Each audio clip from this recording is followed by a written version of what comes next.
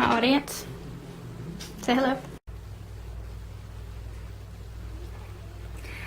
Today in my speech, I'm going to inform you of the potential health problems that cell phones pose, along with the germs that are located on them.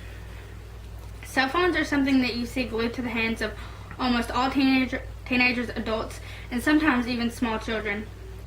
For years, people have debated on whether or not cell phones are related to cancer, and recent studies show that although researchers are unable to pinpoint exact correlation, they still believe that one exists. Thanks to Cancer.gov's fact sheet and various studies done by southuniversity.edu, I will be able to tell you whether or not cell phones are related to cancer, the types of germs located on your cell phones, and what researchers suggest you do to lower any risk. Cell phones are believed to cause cancer because they emit a form of non-ionizing radio frequency. The tissue near where the phone is being held absorbs the energy and can hold this energy.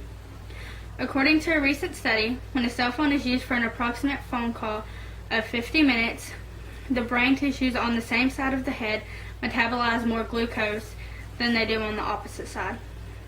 However, the results of this experiment are preliminary, and possible health outcomes are still unknown, since it does not cause body temperature to go up. Still today, there has been no evidence from studies of cells on either animals or humans that suggest radio frequency energy can cause cancer. For cancer to develop, DNA cells must be damaged. Non-ionizing radio frequency, unlike ionizing, does not cause DNA damage in cells, nor has it been found to cause cancer in animals or to enhance carcinogen in animals, because unlike ionizing, it only emits heat. Not only is radio frequency an issue in question, but the germs on a single cell phone are as well. In 2011, researchers from the London School of Hygiene and Tropical Medicine found that 1 in 6 phones are contaminated with some sort of fecal matter. This doesn't necessarily mean that the person is nasty. It just means that they probably didn't thoroughly wash their hands with soap and water after using the restroom. They use their phone before washing their hands, or they set their phone on some sort of other surface that somebody who had not washed their hands touched. Another study conducted by students in an environmental health course at South University Columbia swabbed 60 student phones. They discovered that most phones are frequently infected with Melifluxian-resistant Staphylococcus aureus, or better known as MRSA. MRSA is one of the worst forms of staph because it isn't easy to stop.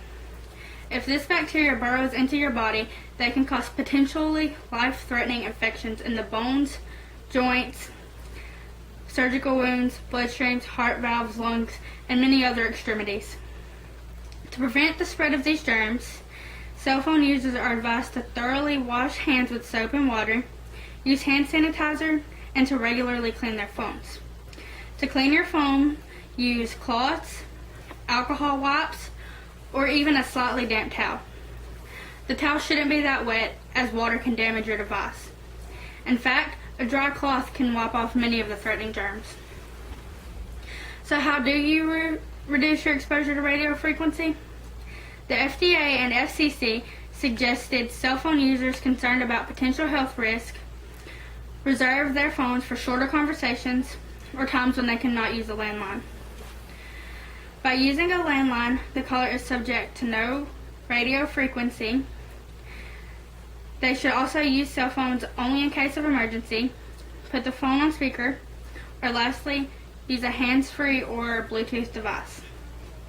By putting the phone on speaker, you are able to hold the phone as far away from your head as you want, as long as the person on the other end can hear you. And a hands-free or Bluetooth device, you can leave the phone within 30 feet as long as the Bluetooth is still in range. The reason these two are so effective is because the antenna of the phone, which is what emits the radio frequency, is not near the person's head, where the tissues can absorb the radio frequency. There's no risk of the antenna being too close. Whether or not you believe that cell phones correlate with cancer is a matter of personal opinion. Extensive research on the matter has disproved the fact thus far. However, others strongly believe there's still a link. Besides cancer, cell phones pose other health risks by the amount of germs they are infected with. For example, staph can be a very deadly disease, so take caution when using your cell phone.